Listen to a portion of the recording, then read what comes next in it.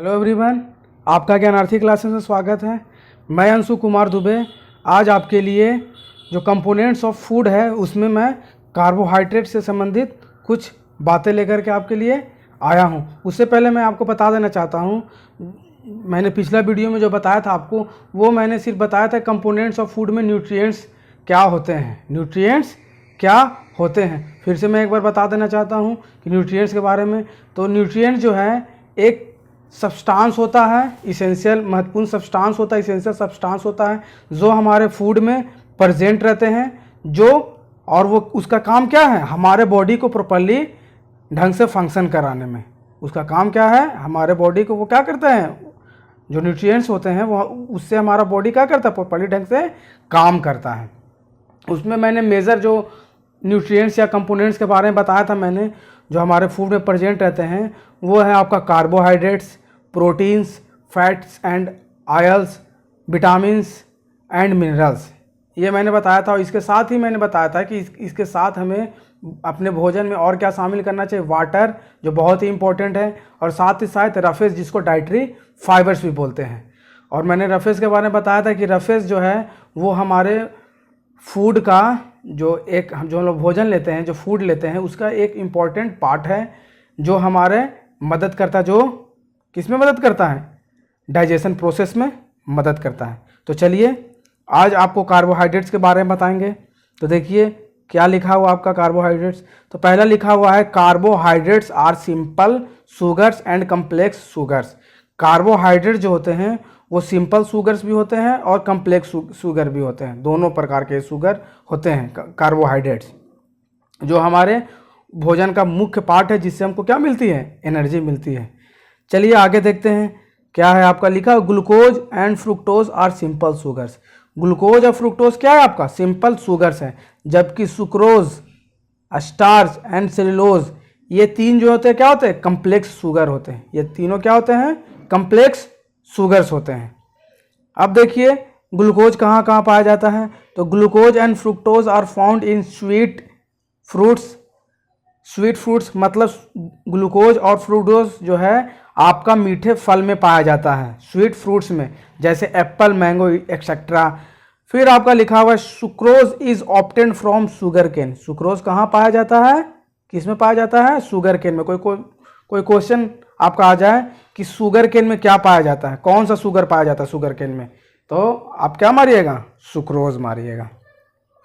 फिर आपका दिया हुआ है कि स्टार्च इज प्रेजेंट। स्टार्च कहाँ रहता है, प्रेजेंट, वो आपका रहता है पोटैटो, व्हीट, राइस, मेज ईटीसी।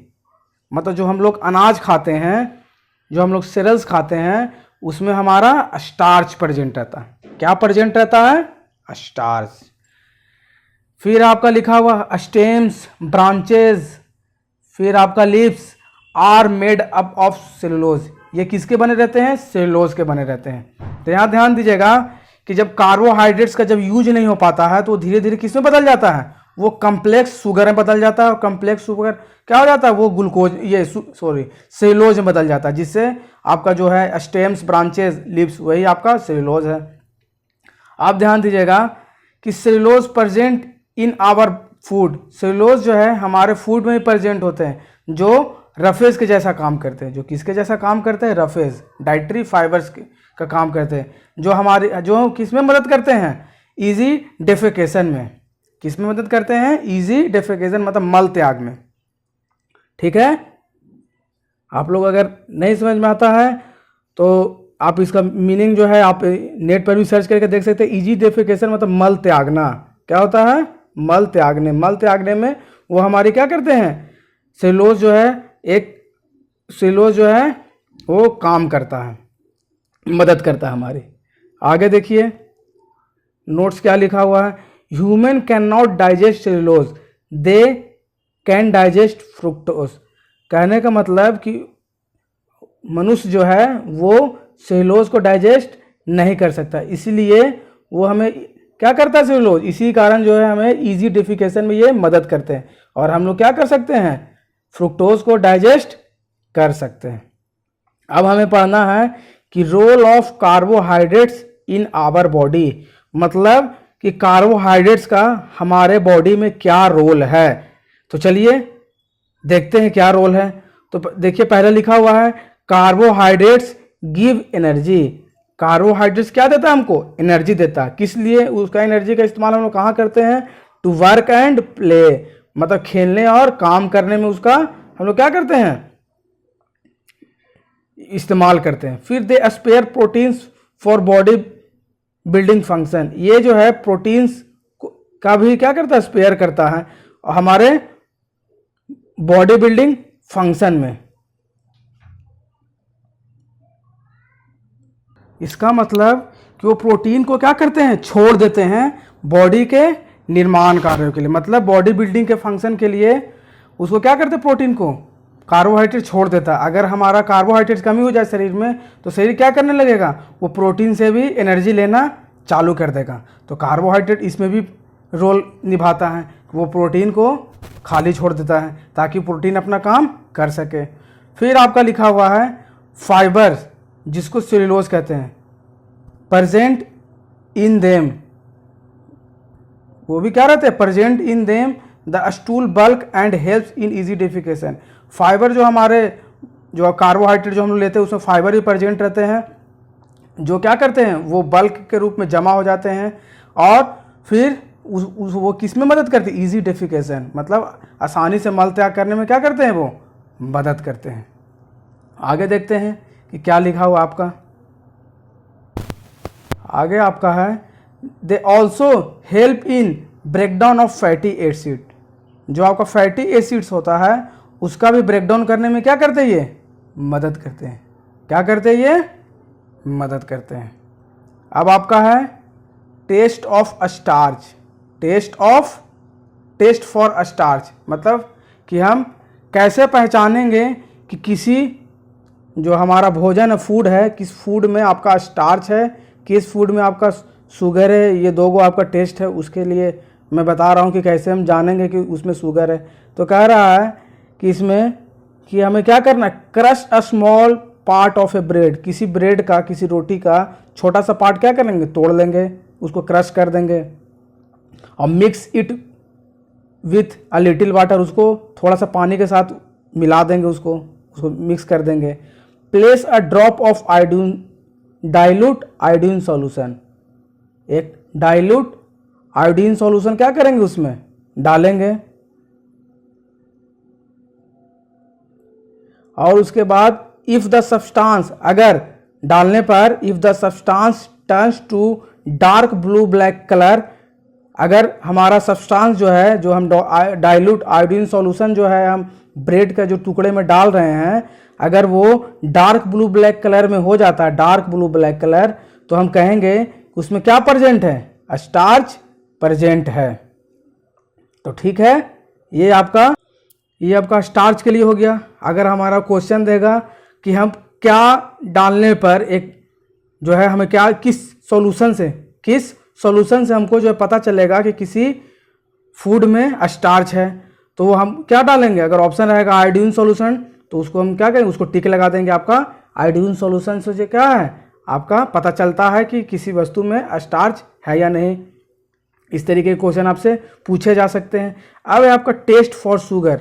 किसी फूड में शुगर है या नहीं, इसकी जांच कैसे करेंगे? इसका टेस्ट कैसे करेंगे? तो देखिए इसमें लिखा हुआ है, इसका भी वही बोल रहा है कि crush a small part of A food item.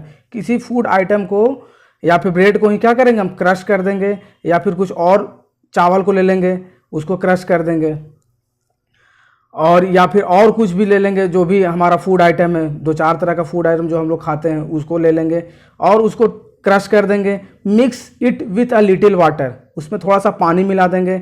Take a crushed food, अब हम उस क्रश्ड फूड को क्या करेंगे? लेंगे इन ए टेस्ट ट्यूब, एक टेस्ट ट्यूब में, एक आपका ट्यूब आता है टेस्ट ट्यूब, उसमें हम लेंगे और उसमें हम 2 से 3 ड्रॉप ऑफ बेनेडिक्ट सॉल्यूशन, एक बेनेडिक्ट सॉल्यूशन जो होता है उसको 2 से 3 ड्रॉप उसमें डालेंगे। हीट इट जेंटली, और उसको आराम से गर्म करेंगे, आराम से।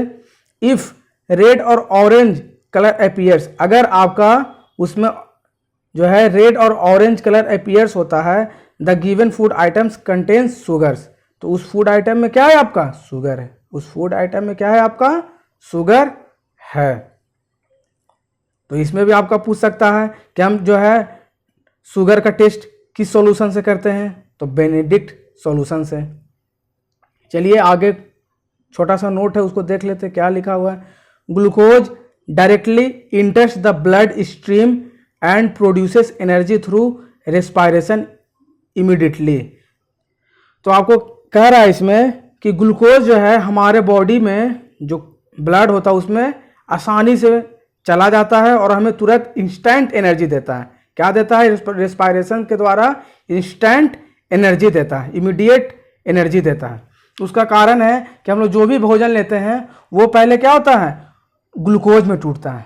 किस में टूटता है? वो ग्लूकोज में टूटता है और उसके बाद ब्रेक होता है। उसके बाद जो है ग्लूकोज से हमको क्या मिलती है? फिर एनर्जी मिलती है। और अगर हम लोग ग्लूकोज लेते हैं तो ग्लूकोज क्या होता है? हमारे बॉडी में डायरेक्ट चला जाता है और हमें एनर्जी देती है। इसलिए आप देखते हैं कि कभी अगर कोई इंसान को वीकनेस लग रही है तो उसको क्या करना चाहिए? ग्लूकोज दे देना चाहिए ताकि उसको क्या हो? इंस्टेंट एनर्जी मिल जाए। खिलाड़ी लोग भी क्या करते हैं? इंस्टेंट एनर्जी के लिए ग्लूकोज ही लेते हैं। क्या करते हैं? वो ग्लूकोज लेते हैं। तो ये याद रखिएगा, क्वेश्चन में पूछ सकता है कि डायरेक्ट एनर्जी के लिए हम लोग किस चीज़ का इस्तेमाल करते हैं? तो वो ग्लूकोज है। Therefore it act as a source of instant energy. इसलिए ये किस रूप में काम करता है? ये इंस्टेंट एनर्जी के रूप में काम करता है। मतलब कि हम लोग अगर ग्लूकोज लेंगे तो क्या होगा? हमको उससे तुरंत एनर्जी मिलेगी। क्या होगी? तुरंत एनर्जी मिलेगी। तो दोस्तों आपको ये वीडियो कैसा लगा है? अगर वीडियो अच्छा लगा हो तो लाइक ज़रूर कर दीजिएगा, कमेंट भी कर दीजिएगा और शेयर भी कर दीजिएगा हमारे चैनल को। जो हमारे चैनल पर पहली बार जुड़ रहे हैं वो सब्सक्राइब कर लीजिएगा ताकि आपको हमारा वीडियो जो है और बेल आइकन का अगर बटन दबा देते हैं तो आपको जो हम वीडियो अपलोड करेंगे तो आपको मिल जाएगा, आपको नोटिफिकेशन चला जाएगा। नेक्स्ट जो आपका वीडियो मैं डालूँगा उसमें मैं आपको फैट्स एंड ऑयल से संबंधित वीडियो रहेगा। उसमें फैट्स एंड ऑयल से संबंधित पूरा जो है मैं उसमें बताऊंगा। तो आज के लिए इतना ही। थैंक यू, धन्यवाद।